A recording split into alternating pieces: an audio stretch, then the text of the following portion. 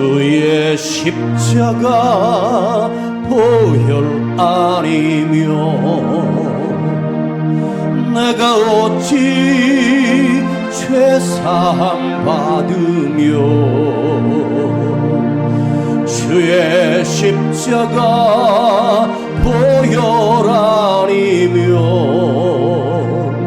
내가 어찌 구원을 받으랴. 주의 십자가 보혈 아니면 내가 어찌 주의 자녀 되며 주의 십자가 보혈 아니면 내가 어찌 영생을 얻으랴. 주의 보혈 능력이 있도다. 주의 피 믿으오. 주의 보혈 그 어린 양의 매우 귀중한 피로다. 주의 은혜가 아니고서야 내가 어찌 부르심 받으며 주의 은혜가 아니고서야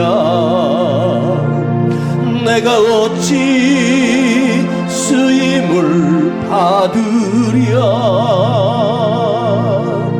주의 은혜가 아니고서야 내가 어찌 평안을 누리며 주의 은혜가 아니고서야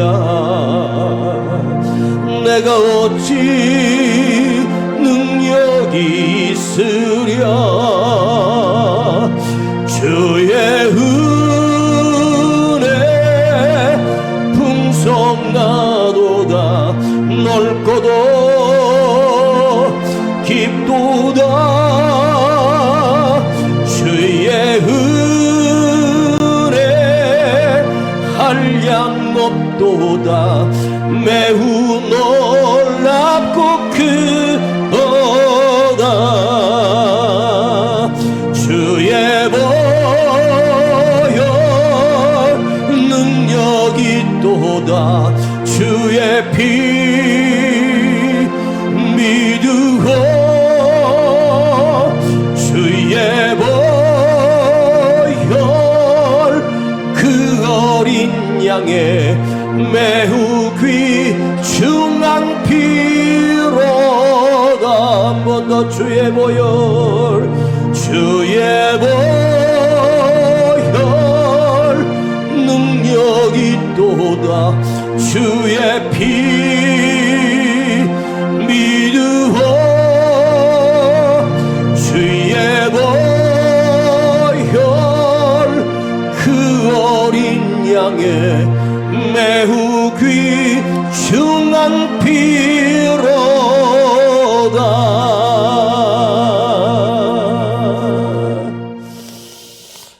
감사하신 아버지 하나님께 오늘도 수요일밤 우리를 불러주셔서 주님이 우리에게 주신 말씀을 묵상하며 그 말씀을 듣도록 은혜 주시고 시간을 주시며 기회 주심을 감사합니다. 오늘도 하나님 말씀이 우리 귀에 우리 심령 안에 들려지게 하시고 그 말씀이 우리 안에 담겨지게 하셔서 그 말씀이 나를 구원하게 하시고 그 말씀이 내게 영원한 생명을 주는 오직 믿음으로 주의 말씀을 믿고 주의 영이신 성령님이 우리 안에 들어와 나의 주인이 되시고 나를 다스려 주시옵소서. 우리 구주 예수 그리스도의 이름으로 감사드리며 기도하옵나이다. 아멘. 자, 우리 요한복음 4장, 오늘은 요한복음 4장 39절부터 42절까지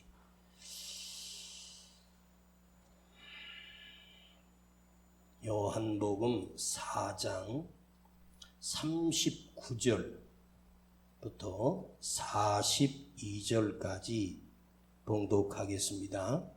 요한복음 4장 39절로 42절까지 시작. 여자의 말이 그가 나의 모든 것을 내게 말하였다 증거하므로 그 동네 중에 많은 사마리아인이 예수를 믿는지라. 사마리아인들이 예수께 와서 자기들과 함께 유하기를 청하니 거기서 이틀을 유하시며 예수의 말씀을 인하여 믿는 자가 더욱 많아 그 여자에게 말하되 이제 우리가 믿는 것은 내 말을 인함이 아니니 이는 우리가 친히 듣고 그가 참으로 세상의 구주신 줄 알미니라 하였더라. 오늘 묵상할 말씀은 42절 1절입니다. 사마리아 안에 일어난 복음의 역사와 그 사마리아 사람들이 예수를 믿게 되는 엄청난 사건을 성경에 기록해 주고 있습니다. 여러분은 신앙생활 하면서 내가 섬기던 교회를 떠나고 싶을 때는 없었습니까? 여러분도 떠나고 싶을 때가 한두 번이 아니었을 것이고 목회하는 저 또한 떠나고 싶을 때가 한두 번이 아니었습니다. 그러나 이걸 떠날 수 없는 이유는 나 자신의 이유가 아니라 주님 때문이고 주님이 내게 맡긴 사명이기 때문에 이것을 버릴 수가 없습니다. 목회를 하면서 수많은 사람들이 교회를 떠나게 될 때 이루 말할 수 없는 아픔과 상처를 받습니다. 그리고 교회를 옮겨가는 사람들이 어떤 분은 그래도 문자 하나 남기고 떠나가는 사람, 그 문자를 받았을 때 저는 단 한 번도 답장을 해본 적이 없습니다. 그냥 읽고 지워버립니다.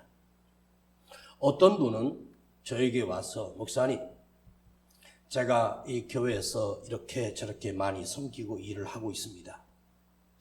그런데 저 말고도 일할 수 있고 섬기는 사람들이 많으니 제가 정말로 필요로 하는 작은 교회 가서 우리 부부가 섬기도록 목사님 저에게 다른 작은 개척교회를 갈 수 있도록 목사님 허락해 주세요. 그분 가정이 그 작은 개척교회로 간다니까 저는 제 마음에 참으로 장하고 참으로 귀한 분이구나 그런 생각을 합니다. 그런데 제가 그분들에게 사무실에서 해줬던 이야기를 기억해 보니 이렇게 말해 주었습니다. 집사님, 혹시 집사님이 교회를 옮기는 이유가 교우들 간에, 성도들 간에 혹시나 갈등과 혹시나 오해나 또한 분쟁이 있어서 만일 집사님 부부가 교회를 옮겨서 개척교회로 가는 게 문제가 아니라 갈등이 생겨서 누구 꼴 보기 싫어서 가신다면 집사님이 그 교회를 가도 또다시 똑같은 갈등의 문제가 생길 수밖에 없습니다. 왜냐하면 그 갈등 문제는 그 사람도 문제이겠지만 집사님 안에 더 문제가 있기 때문에 그런 갈등이 생기는 것을 생각하셔야 합니다. 새는 바가지가 밖으로 나가면 안 새고 밖에서 새던 바가지가 집으로 오면 안 셀까요? 사람은 절대로 자기 생각과 고집대로 살기 때문에 절대로 사람은 바뀔 수가 없잖아요. 자기 성격대로 사는 게 인간들입니다. 작은 개척교회 가서 섬긴다는 것은 기특하지만 그분들은 작은 개척교회로 간 것이 아니라 서울에서 가장 큰 교회로 옮겨갔었습니다. 거기는 그 부부가 있으나 마나한 교회입니다. 10,000명이 넘는 교회, 무슨 일을 하는지는 모르겠습니다. 여러분, 교회는 어디냐 하면 주님으로부터 부르심을 받은 사람들이 모이는 곳이 바로 교회입니다. 자, 교회는 뭐냐면 잘 들어보세요. 교회가 무엇인지를 우리는 모르고 교회를 다녀요. 교회는 하나님으로부터 부르심을 받은 사람들이 모인 곳이 바로 교회입니다. 하나님으로부터 부름 받은 자, 하나님이 택하여 부름을 받은 자들이 모인 곳이 교회요, 성도입니다. 우리 모두를 합해서 저와 여러분들은 주님께서 나를 불러주셨기 때문에 하나님의 자녀가 될 수 있는 자격을 얻게 된 것입니다. 우리가 교회에 모여서 함께 예배드리고 하나님의 말씀을 듣고 말씀을 또 이렇게 묵상해서 여러분과 말씀을 함께 나눕니다. 그런데 한번 생각해 보십시다. 그 말씀을 듣고 예배드리는 것이 행복하고 즐겁습니다. 그런데 여러분들이 이 교회에서 1000년 동안 예배드리며 말씀을 들을 수 있겠습니까? 10,000년 동안 여기서 예배를 드리며 살 수 있겠습니까? 여러분의 나이를 생각해 보면 여러분은 앞으로 고작 해봐야 10년도 못 넘기고 떠나야 할 사람들입니다. 저 또한 마찬가지입니다. 자, 교회가 목적이 무엇인지 아십니까? 주님께서 떠나시면서 제자들에게 당부하셨던 말씀은 성령이 너에게 임하시면 너희가 권능을 받고 능력을 받아서 예루살렘과 사마리아와 또한 땅끝까지 이르러 내 증인이 되거라. 나의 증인이 되어라. 예수를 증거하는 입술이 되어라. 땅끝까지 이르러 그 예루살렘에서 복음이 전해지고 그 옆에 꼴도 보기 싫은 사마리아 땅 그리고 온 땅으로 가서 땅끝까지 가라는 것은 이 세상에 어디든지 다 가서 복음을 증거하는 자가 되라. 이것이 주님께서 성령을 부어주신 이유요. 성령을 부으심을 받음으로 예루살렘 교회가 이 땅에 처음으로 교회가 세워졌단 말이에요. 그러니까 우리는 대한민국이라고 하는 이 조그만 손바닥만한 땅에 살면서 전국 곳곳에 교회가 얼마나 많이 있습니까? 근데 주님께서 우리를 교회로 세우신 목적이 뭐냐면 땅끝까지 이르러 주님의 증인이 되기 위하여 우리가 모인 것이지 이 교회에서 1000년 만년 모여서 예배드리고 감동받고 그러라고 여러분을 불러주신 것이 아니에요. 그런데 우리 대한민국 교회가 참 이상해졌어요. 교단이 왜 그렇게 많아요? 목사들이, 목회자들이 교회를 세우면 교회의 숫자를 늘리고 교회 평수를 늘리고 가득가득 채워서 1부, 2부, 3부 그것도 모자라 또 지역교회를 세워요. 그리고 그 담임 목사가 새벽부터 일산에 가서 그리고 분당에 가서 또 강남에서 그리고 광명에서 그렇게 그 목사님이 다니다가 결국 교통사고 나서 그리고 그 스트레스 받고 해서 이제는 목회를 못해. 지역 교회를 문어발식으로 무슨 기업을 하는 것도 아니고 자기 교회를 갖다 지교회를 막 세워가지고 그 교세가 어마어마해서 그 교세가 여러분 70만이 넘는다 그래요. 한 교회가. 이게 말이 되는 얘기입니까? 오늘 주님이 제자들을 불러놓고 보라, 추수할 것은 많은데 추수할 일꾼이 없다.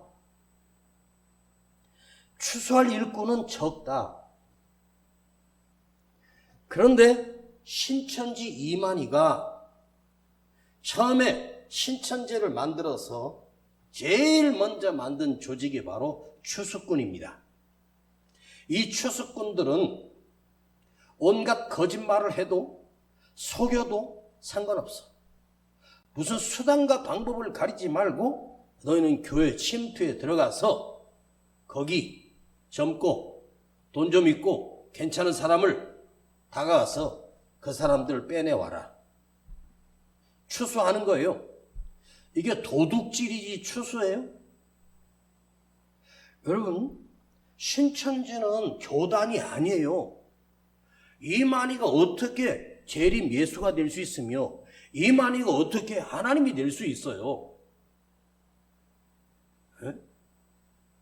그래서 교세를 늘리고 그리고 큰 체육관 같은 거를 빌려가지고 그 신천지가 모여서 거기서 다 같이 똑같은 하얀 옷을 입고 거기에는요 밑에는 까만 바지 위에는 하얀 티를 입든지 브라우스를 입든지 와이셔츠를 입든지 그 신천지의 남자들은 녹색 넥타이를 메고 다녀요.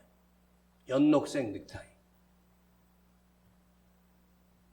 기존 교인들을 빼앗아다가 그러니까 신천지에 있는 거기 교인 수는 기존 교회에서 온 사람들이에요. 교회에서 배웠던 성경이 아닌 이상하게 꼬여가지고 하는 게 내가 이걸 처음 들었다. 그리고 깜빡 넘어가요. 근데 그 신천지에서 7년, 8년 지나고 나면 자기 스스로 속았다는 사실을 알아요. 왜? 진리가 아니기 때문입니다.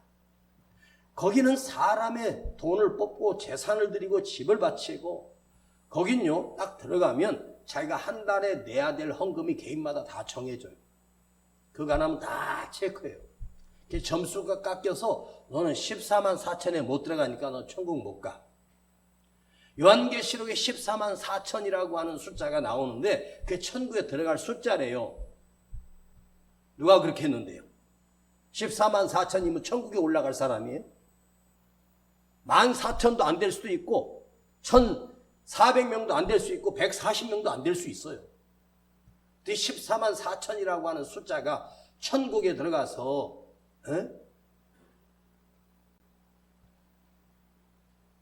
저 사람들 또 뭐예요? 이렇게 앉아있어.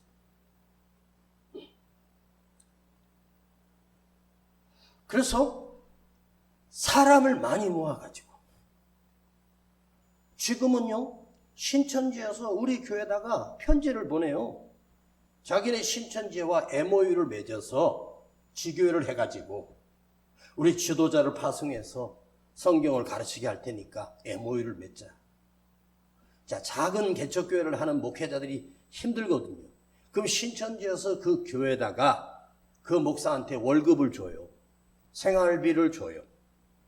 그리고 처음에는 그걸 모르고 정상 교단인 줄 알고 나중에 보니까 신천지인 거예요. 그렇게 해서 신천지에 넘어간 교회가 한국 교회에 허다하게 많습니다. 아주 이제 대놓고 자기들 신천지라 그래요. 예전만 해도 신천지를 숨겼어요.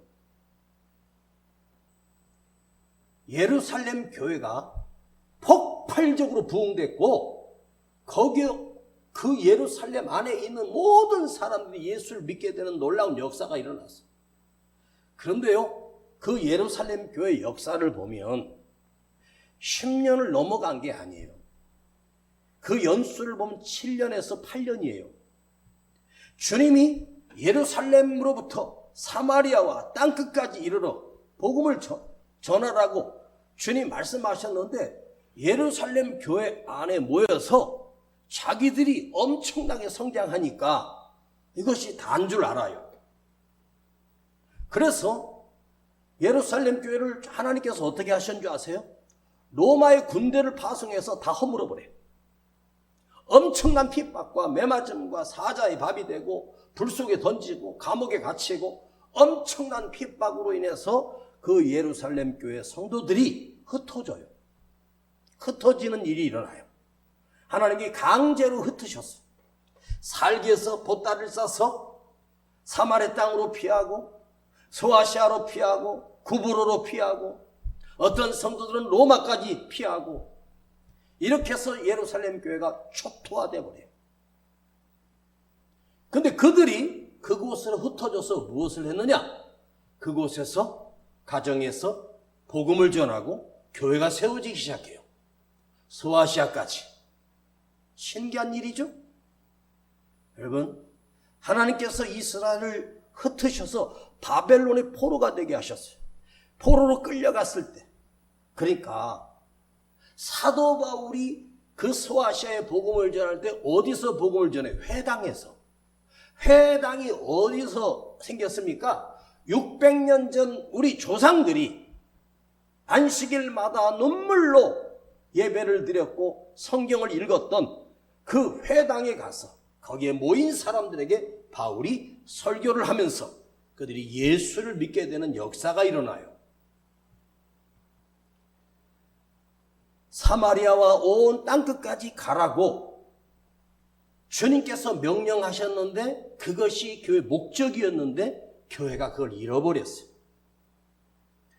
여러분, 바울도 2번이나 아라비아 사막에 가서 거기서 금식하며 거기서 연단을 받고 예루살렘으로 올라와 사도들을 만나요. 그래서 사도들이 바울을 인정해 주지 않아요.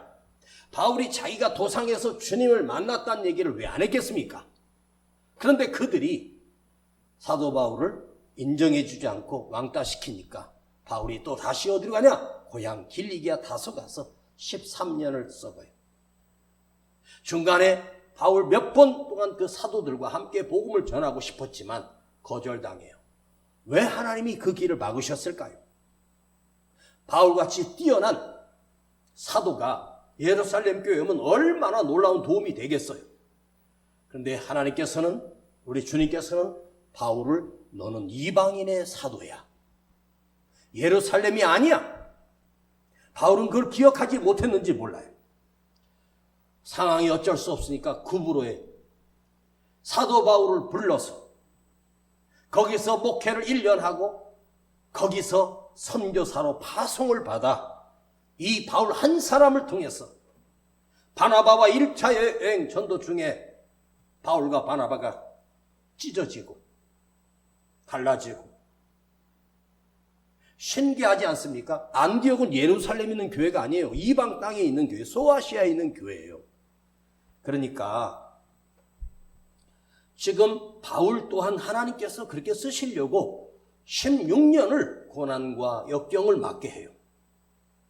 여러분, 교회 가면 좋은 사람 만나고 친구 만나고 교제하는 것, 그것도 중요해요.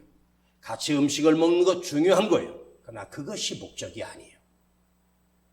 우리가 예배를 드리고 말씀을 듣는 목적이 뭐냐?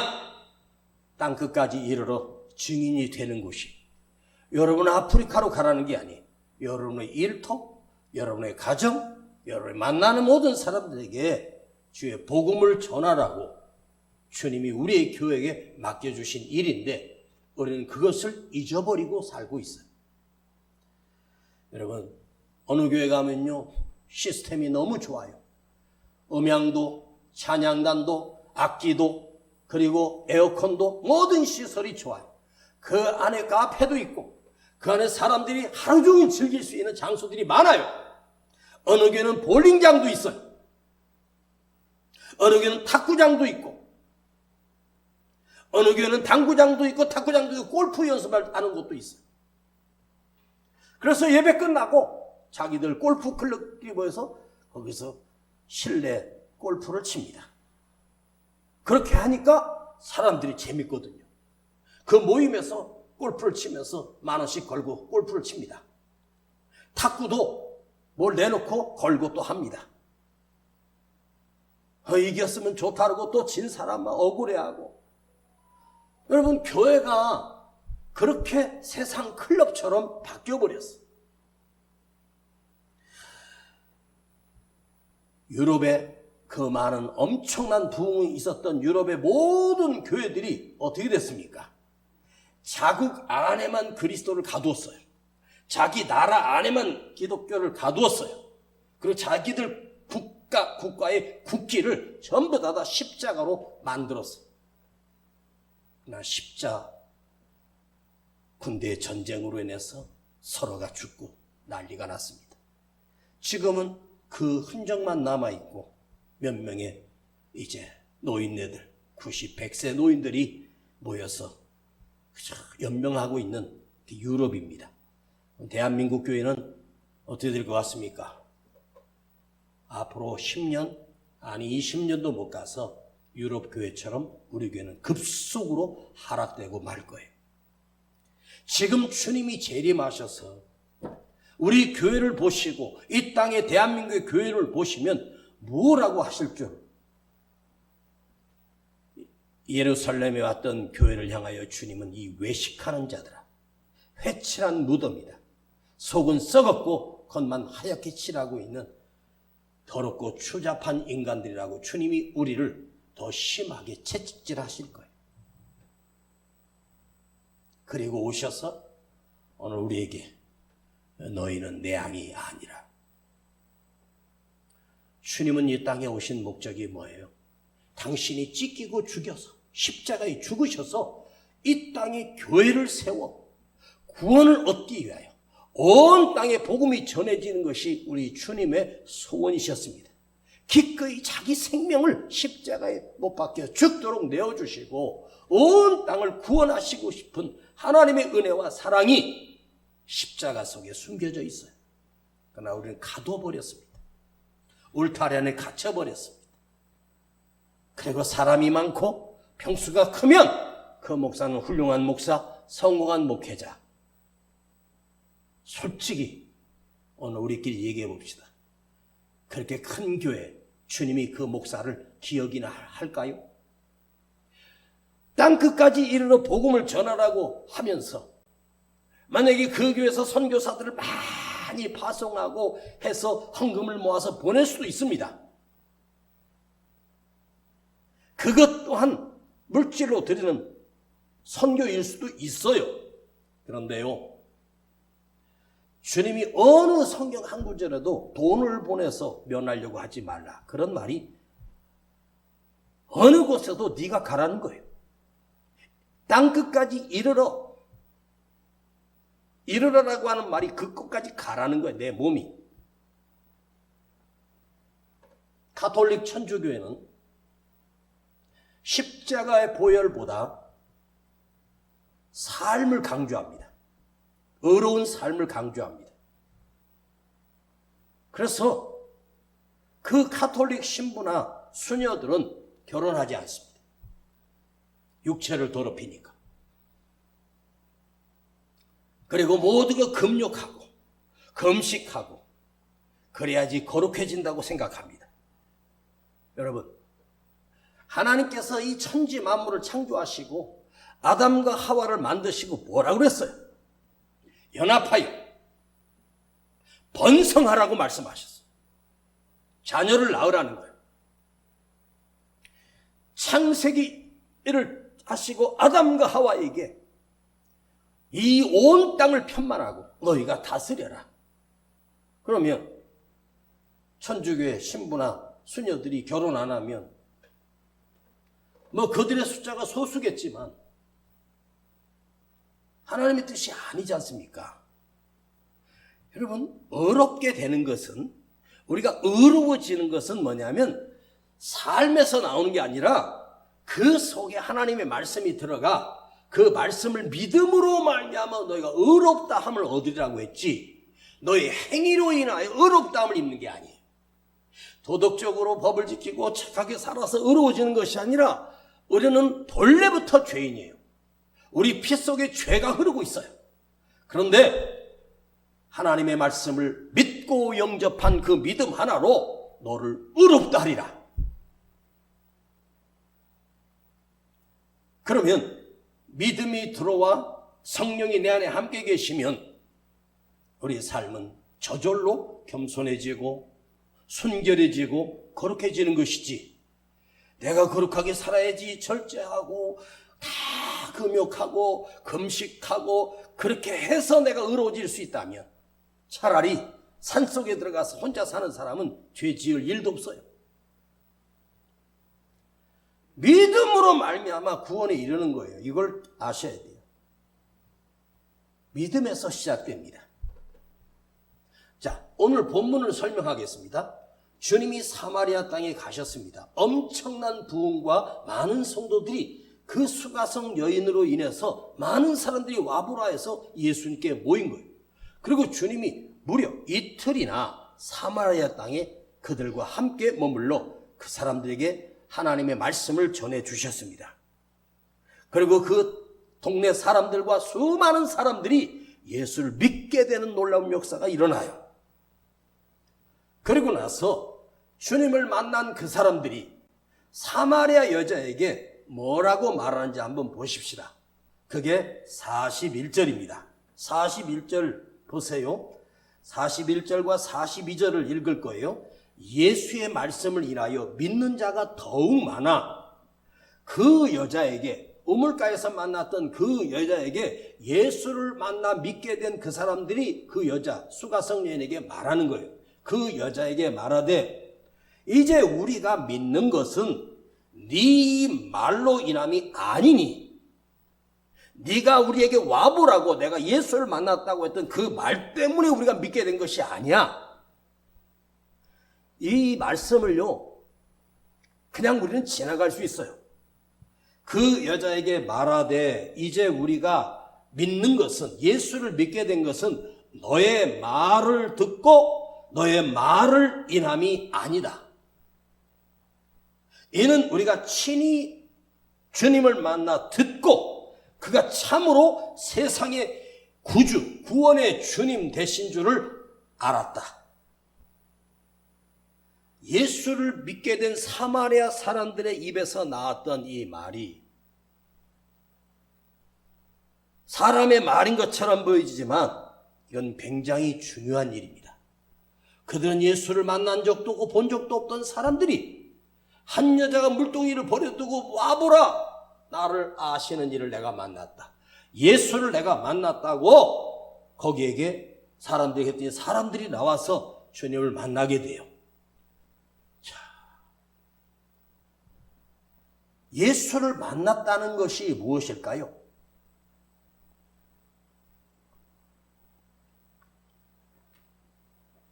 집회나 기도원 같은 데 가면 강사 목사님들이 가장 많이 하는 말이, 청중들이 아멘 하는 그 선포가 하나 있어요. 오늘 여러분 주님 만나고 가십시다. 그래요. 오늘 여러분 하나님 만나고 가십시다. 그런 사람들이 두 손 들고 막 아멘합니다. 예수 만나고 가야 된다고. 사실은 그 뜻이 예수 만나고 간다라고 하는 건 인격적인 체험을 하는 것을 말해요. 그런데 이스라엘 땅에 실제로 예수님이 오신 그 몸과 그 얼굴과 그 모든 것을 자기 눈으로 직접 만났던 사람들이 이스라엘 땅에 거의 한 사람도 없을 정도로 이스라엘 백성들은 예수님을 다 만났어요. 자기 눈으로 예수를 확인하고 그 기적을 보았던 사람이고, 그런데 그 얼굴 보고 예수님으로부터 말씀을 직접 들었습니다. 함께 밥도 먹고 보리떡 5개 물고기 2마리로 기적을 행해서 남자만 5,000명이니까 최소한 2만 명이 그 떡을 먹었어요.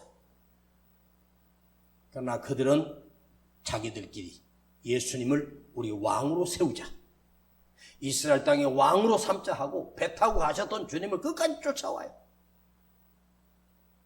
자, 예수님을 직접 만나서 기적을 체험했던 그 사람들이 무슨 짓을 합니까? 예수님을 인간의 왕으로 세우려고 합니다.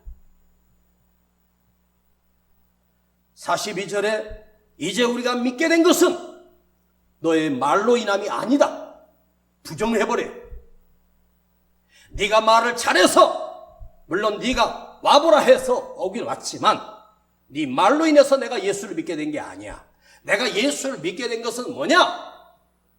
예수님으로부터 친히 하나님의 말씀을 내가 들음으로 인하여, 말씀을 들음으로 인하여, 생명의 말씀을 들음으로 인하여 우리가 믿게 되었다. 주님이 우리에게 들려주신 그 말씀으로 내가 믿게 됐다. 오늘 이 수요일 밤에 사랑하는 여러분들이 나오셔서 여러분들이 진짜로 예수를 믿는 사람으로 변하기를 축복합니다. 왔다 갔다 하지 말고. 이은세 목사를 통해서 듣는 설교를 듣고 저를 보지 말고 그 속에 담긴 진리의 말씀을 듣고 그 말씀으로 인하여 여러분들이 구원을 받아야 됩니다. 제가 여러분을 구원해 주는 것이 아니에요. 저는 아무것도 아니에요. 저는 그저 주님이 쓰시는 도구요, 통로일 뿐이에요. 그 속에서 나오는 진리의 말씀이 우리를 살리는 거예요. 그런데 지금은 어떻게 되냐? 그 유명한 목사 설교를 듣고 그 교회 가서 그 목사가 하는 설교를 듣고 사람을 봅니다. 사마리아 사람들은 그 여인을 보지 않았어요. 예수를 보았어요. 예수님을 통해서 말씀을 들었어요. 그 짧은 시간인데도 그들은 진짜 예수를 믿게 되는 역사가 일어났어요. 빌립이 핍박돼 사마리아 땅에 가서 복음을 전합니다. 근데 얼마 되지 않아서 사마리아 땅에 큰 분이 일어나다고 하니까 사도들 사이에 기가 막힌 거야. 그러면 그 자리에 지금 베드로가 있고 사도 요한도 함께 있었어요. 그 수가성 옆에서. 이틀 동안이나. 그들이 복음화가 되고 그들이 예수를 믿게 되는 역사가 그 눈으로 봤단 말이에요. 그 나중에 예루살렘 교회만 부흥돼야지. 왜 사마리아 땅에 부흥이 일어나? 말 같지도 않은 소리. 가서 확인해 보니까 예루살렘에 일어난 부흥은 아니고 그들이 진짜 믿음의 사람이 된 거예요. 빌립 집사를 통해서. 그러면 사도 베드로는 가서 그것만 확인하고 그냥 돌아와요. 왜? 사마리아는 인간들이 아니라고 하는. 사마리아인들은 피가 섞여서, 잡종의 피가 섞여서 저것들은 인간도 아니에요. 저것들이 어떻게 구원받아? 그때 주님께서 바울을 피장의 시몬 집에 보내서 거기에 피 묻은 손을, 짐승의 가죽을 벗기고 그 가죽으로 구두를 만들고 신발을 만들고 가방을 만드는 그 집에 거기서 먹으며 거기서 깨져. 백부장 고넬료가 하나님 앞에 엎드려 기도하다가 거기에 시몬이 있다는, 베드로가 있다는 소식을 듣고 자기 사람들을 보내. 그때 베드로가 옥상에서 기도할 때 하늘에서 강주리가 내려와. 뱀들이 막, 벌레들이 막, 그냥 지렁이들이, 먹을 수 없는 것들이 거기 한적하니 주님이 베드로야 받아 먹으라 그러는 거예요. 이 부정한 걸 어떻게 먹어요? 이거 먹을 수 없습니다. 이거 먹으면 난 죄인 됩니다. 누가 부정하다 했는데, 내가 깨끗하게 했는데 먹어! 그 환상을 봐요. 베드로가 무너지기 시작합니다. 그리고 이방인 고넬료 로마의 군대 장교 집에 가서 베드로가 복음을 전하게 돼요. 온 가정이 예수를 믿게 되는 역사가 일어나요. 그러니까 베드로는 자기 고정관념에 빠져 있어요. 그러나 바울은 이방에서 살고 거기서 헬라어를 배우고 다른 문화에서 보면서 이방인들을 다 수용할 수 있는 넓은 그릇이래요. 그러니까 바울이 위대하게 쓰임받는 사도가 된 거죠. 여러분, 바울이 위대한 복음을 전했지만 그들은 바울을 보지 않았습니다. 베드로가 5,000명, 3,000명 회개도 베드로를 보지 않았습니다. 주님을 보았습니다. 오늘 여러분이 연약한 저를 보지 말고, 저를 믿지도 말고, 제가 전하는 진리의 말씀만, 그 말씀 안에서 예수를 바라보기를 축복합니다. 주님의 말씀만 믿고 주님의 말씀만 듣고, 혹시 제가 하나님의 말씀을 잘못 전했을 수도 있어. 베드로를 바울로, 바울을 베드로로 할 수 있어. 그건 중요한 게 아니야. 내가 누군가를 전도해서 데리고 나왔다 해서 평생 그 사람을 내가 케어할 것 같지. 저 사람은 내 사람이라고. 내가 예수 믿겠으니까. 그런 게 어디 있어? 예수의 사람이 돼야지. 응? 우리는요, 주님의 복음을 전하는 통로예요. 봐봐요. 여러분 집에 수도꼭지를 틀면 물이 나오죠? 그죠? 근데 그 물이 나오는데 그 물을 나오게 하는 게 수도꼭지의 능력이에요. 그 배관이 수원지로부터 쫙 연결됐어요. 중간에 강력한 펌프가 돌려요. 압력을 일으켜요. 그러니까 물이 나오는 거예요. 근데 수원지에 예를 들어 물이 다 떨어졌어요. 가뭄으로 물 한 방울 없어. 아무리 틀어봐요. 입을 대고 빨아봐요. 물 안 나와요. 근데 수도관이 니들 내가 없으면 물 못 먹어. 맞지요? 그러나 그들은 통로일 수밖에 없어. 수원지가 누구예요? 하나님이에요. 그 수원지에 물이 있기 때문에 우리가 그 물을 먹고 씻고 살 수 있는 거예요. 그 물이 만일 3일만 물이 안 나온다고 칩시다. 3일 만에 어떻게 해가지고 저기 있는 저수지에 물을 길어다 수원지에다가 물을 해가지고 정화해서 다시 펌프를 돌려서 집에 물이 나와요.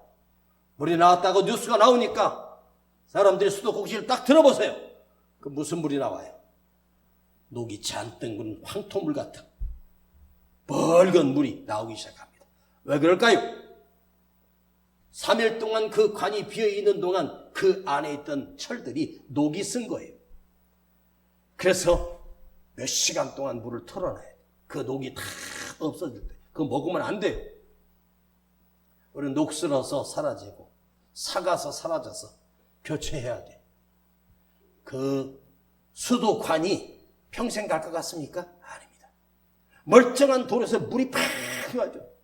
거기로 오는 그 성남으로 오는 그 원관이 오랫동안 녹슬어가지고 터져서 도로 위로 막 넘칩니다.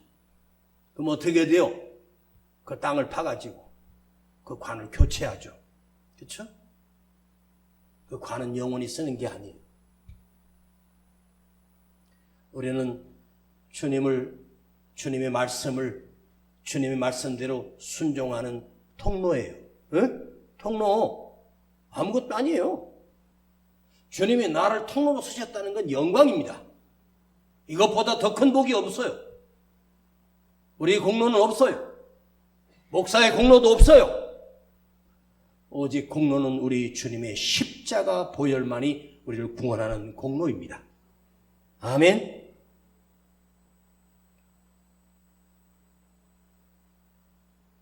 여러분, 제가 여러분에게 하나님의 말씀을 전하는 이유는 제가 이 자리를 지키거나 이 권력을 휘두르기 위해서 하는 게 아니에요. 어떻게든 진리의 말씀을 묵상하고 말씀을 선포해서 우리 모두가 저 자신도 이 말씀을 들으며 우리가 주님의 사람으로 예수 믿는 사람으로 새롭게 변화되기 위함입니다. 이 시간 말씀을 이은세 목사를 통해 들어도 저를 보지 말고 오직 주님만 보십시오. 사람 보지 말고 목사도 보지 말고 뛰어넘어 예수를 만나는 은혜가 있기를 예수의 이름으로 축복합니다.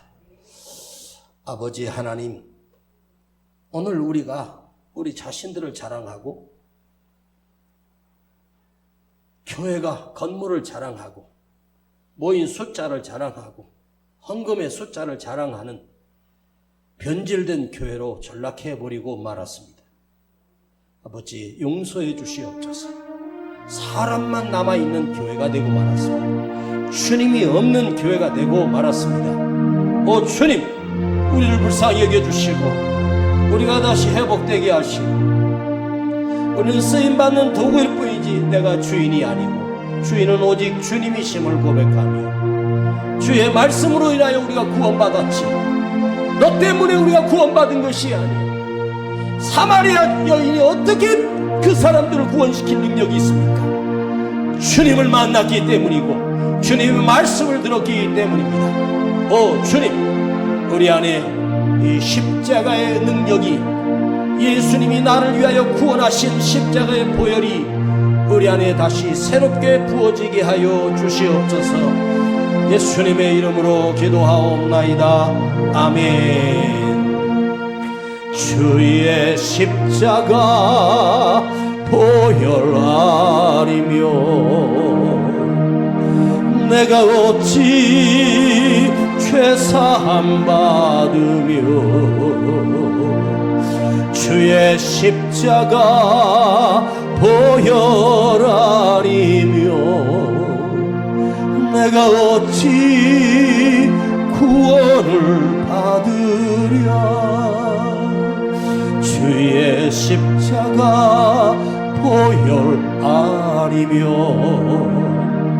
내가 어찌 주의 자녀 되며 주의 십자가 보혈 아니며 내가 어찌 영생을 얻으랴. 주의 보혈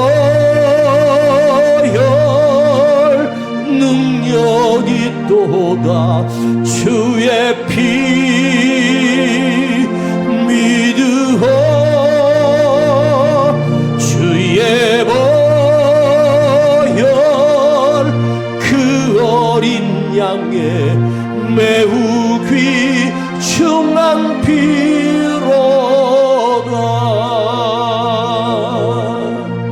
주의 십자가 보혈 아니며 내가 어찌 죄사함 받으며 주의 십자가 보혈 아니며 내가 어찌 구원을 받으랴.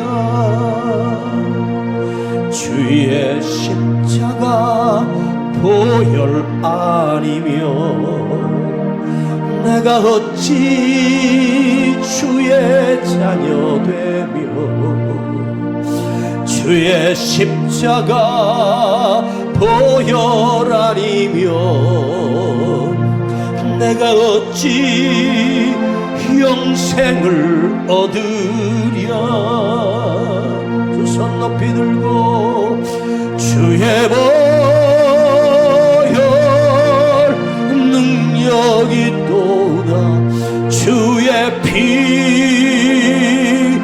믿으오. 주의 보혈 그 어린 양의 매우 귀중한 피로다. 이 시간 나는 예수의 말씀만 듣고 주님의 십자가 보혈만 믿고 나를 구원하신 예수님만 믿게 하여 주시고 그 말씀을 듣고 우리가 회개하고 주님께 돌아서게 하시고 오늘도 구원을 이루게 하시고 오늘도 내가 구원받은 성도가 되기를 원합니다. 주님이 십자가에 흘리신 그 피로 인하여 우리의 죄를 사하여 주셨고 나를 구원해 주셨고 내가 주님의 자녀가 되었고 영원한 생명을 얻게 되었습니다. 주여 이 십자가 외에는 자랑할 것이 없으며 십자가만이 내 안에 살아있게 하시고 이것이 나에게 복음이 되게 하시고 능력이 되게 하여 주시옵소서. 주여 부르고 기도합니다. 주여.